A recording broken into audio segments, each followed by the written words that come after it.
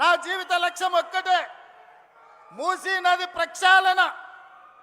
మోడీ సబర్మతి కాదు, ఢిల్లీ యమున కాదు, యోగి గంగా నది కాదు. ఈ దేశానికి ఎవడు వచ్చినా మూసీ నది ప్రక్షాళన చూడడానికి రావాలి. దేశానికి తలమానికంగా మూసీ నది ప్రక్షాళన చేస్తా. మా చామల కిరణ్ రెడ్డి ఏదైతే కోరుకుంటుండో ఆయన పార్లమెంట్లో, ఈ మూసీ కంపు నుంచి, కాలుష్యం నుంచి నల్లగొండ బిడ్డలకు విముక్తి కలిగించే బాధ్యత నాది. ఒట్టేసి చెప్తున్నా, మూసీ పూర్తి చేస్తా. ఎవడు వచ్చినా, ఎవడు అడ్డం పడ్డా, ఎవడు ఆత్మహత్య చేసుకున్నా మూసీలేసి తొక్కుతా. నిద్రలో కూడా కలవరిస్తున్నావు నువ్వు కేసీఆర్ను, నిద్రలో కూడా కలవరిస్తున్నావు. మైకు పడితే కేసీఆర్ యాదికొత్తుండు, మైకు పడితే నీకు బీఆర్ఎస్ హరీష్ రావు యాదికొత్తుండు. అంటే ఏందన్నట్టు బీఆర్ఎస్ చాలా బలంగా ఉన్నది అనే భయం నీకు పట్టుకున్నది. నువ్వే చెప్పకుండానే చెప్తున్నావు మళ్ళా బీఆర్ఎస్ అధికారంలోకి రాబోతుంది. ఎందుకు నువ్వు పొద్దుగాలేస్తే బీఆర్ఎస్ని తిడుతున్నావు అంటే నువ్వు తప్పులు చేసినావు. ప్రజలంతా కేసీఆర్ వైపు చూస్తున్నారు. ఈ స్కాముల ప్రభుత్వం కాదు, మాకు మళ్ళా స్కీముల కేసీఆర్ రావాలి అని ప్రజలు అంటా ఉన్నారు. అందుకే నీకు భయం పట్టుకొని ఏదో ఒక రకంగా బీఆర్ఎస్ని తిట్టేటువంటి ప్రయత్నం చేస్తూ ఉన్నావు. అంటే నీ తిట్లలోనే అర్థమైంది బీఆర్ఎస్ ఎంత బలమైన రాజకీయ శక్తి అనేటువంటిది ఇవాళ రాష్ట్ర ప్రజలకు కూడా అర్థమవుతా ఉంది. ఇవాళ రేవంత్ రెడ్డి నేను బీఆర్ఎస్ను ఉప్పు పాత్ర వేసిన అంటుండు. మరి కాంగ్రెస్ని ఏం చేసిండ్రు ప్రజలు? దేశంలో ప్రధాన ప్రతిపక్ష హోదా కూడా రాలే నీ కాంగ్రెస్కు. తమిళనాడులో ఒక్క ఎంపీ గెలిచే పరిస్థితి లేదు, ఉత్తరప్రదేశ్లో ఒక ఎంపీ గెలిచే పరిస్థితి లేదు, చాలా రాష్ట్రాల్లో ఒక ఎంపీ గెలవలే, ఒక ఎమ్మెల్యే గెలవని రాష్ట్రాలు ఉన్నాయి. కొద్ది ఫ్లోరైడ్ పీడిస్తుంటే ఆనాడు కోమటిరెడ్డి వెంకన్న జానారెడ్డి గారు ఎస్ఎల్బిసి రాజశేఖర రెడ్డి గారిని ఒప్పించి పనులు ప్రారంభిస్తే 34 కిలోమీటర్లు పూర్తి చేసి 10 కిలోమీటర్లు నీకు అప్ప చెప్తే 10 ఏళ్ళు పడావు పెట్టిన దుర్మార్గుడా.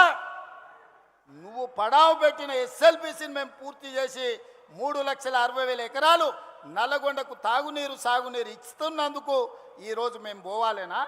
దేనికి పోవాలి? మూసి కాలుష్యం.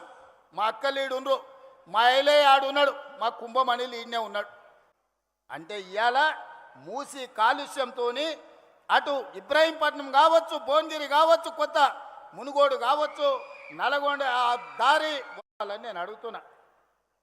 పాపాల భైరవుడు రావాలనంట. పాపాల భైరవుడు వస్తే ఏం చేస్తాడయ్యా? మా రాజకీయ నాయకుల ఫోన్లు విన్నాడంటే సరే మా మీద ఏదో కోపం ఉంది అనుకోవచ్చు. అధికారుల ఫోన్లు విన్నాడంటే అధికారులు ఏం చేస్తున్నారో కనుక్కోనికి విన్నాడు అనుకోవచ్చు. రాజకీయ నాయకులు పోయిరి, అధికారులు పోయిరి, ప్రజలు పోయిరి, చివరికి భార్యాభర్తలు మాట్లాడుకుంటుంటే కూడా ఏం మాట్లాడుకుంటున్నారో ఫోన్లలో వినేటోని ఏమనాలయ్యా? చేత్తో కొట్టాలన్నా, రబ్బర్ చెప్పుతో కొట్టాలన్నా? మీరు ఒకసారి ఆలోచన చేయండి. ఆలు మొగుళ్ళు మాట్లాడుకునే మాటలు కూడా ఫోన్లలో ఫామ్ హౌస్లో పెట్టుకొని, మిషన్లు పెట్టుకొని వాళ్ళ మాటలు వినేటోడు ఆ పాపాల భైరవుడు మళ్ళీ రావాలనా? అంటే కొన్ని సందర్భాల్లో బాధ అనిపిస్తుంది. అసలు ఎందుకు వచ్చాము ఇందులో కన్నా బాధ చాలాసార్లు అనిపించింది. ముఖ్యంగా పర్సనల్గా ఫ్యామిలీని టార్గెట్ చేసినప్పుడు, పర్సనల్గా విమర్శలు చేసినప్పుడు, అడ్డగోలుగా మాట్లాడినప్పుడు, అసలు ఇష్టం ఉన్న లింకులు పెట్టి చిత్రం అనిపించేది. అలాంటి నన్ను పట్టుకుని ఒకడోడు అడ్డమైన విధవులంతా నువ్వు డ్రగ్స్ తీసుకుంటావు అంట. డ్రగ్స్ తీసుకోవడం ఏంది వీళ్ళ బొంద? అసలు నేను ఫస్ట్ అనుకున్నాను అసలు బుద్ధి జ్ఞానం ఉందా వీళ్ళకి? అసలు ఈ పిచ్చి మాటలు ఎవడు పట్టించుకుంటారు అన్నట్టుగా నేను ఎన్నడూ రెస్పాండ్ అయ్యాను కదా. 100 సార్లు చెప్తే నిజం అని ఎట్లా ఎస్టాబ్లిష్ చేస్తారో థాట్ పోలీసింగ్ చేసి, అట్లా ఒక బదనామేసి ఒక రకమైన, అంటే నాకు అర్థమయ్యేది కదా ఏంది ఇది, ఇదేం నాన్ సెన్స్ అని. తర్వాత లేని లింకులు అంటగట్టి ఎవరో హీరోయిన్ల ఫోన్లు ట్యాప్ చేశాడు, ఏదో చేశాడు. అసలు నాకు అర్థం కాలేదు ఎక్కడ చేశాము, ఎవరిని చేశారు, ఎవరితో హీరోయిన్లతో ఇష్టం ఉన్న సంబంధాలు అంటగట్టి సోషల్ మీడియాలో దుష్ప్రచారాలు చేస్తుంటే, అంత చండాలమైన మాటలు స్వయంగా మంత్రులే మాట్లాడుతుంటే, ముఖ్యమంత్రి గారు మాట్లాడిస్తుంటే అర్థమయ్యేది కాదు ఏంది ఇది, ఎందుకు వచ్చాము ఈ దరిద్రంలోకి అని. అప్పుడప్పుడు ఆ బాధ ఉంటుంది. కాళేశ్వరం పేరు మీద 1,00,000 కోట్లు గోదావరిలో కలిపిన దుర్మార్గుడు ఆ పాపాల భైరవుడు మళ్ళీ తిరిగి రావాలేనా? పేదోళ్లకు రేషన్ కార్డులు అడిగితే పోలీస్ స్టేషన్లో పెట్టించి కొట్టించినోడు మళ్ళీ రావాలనా?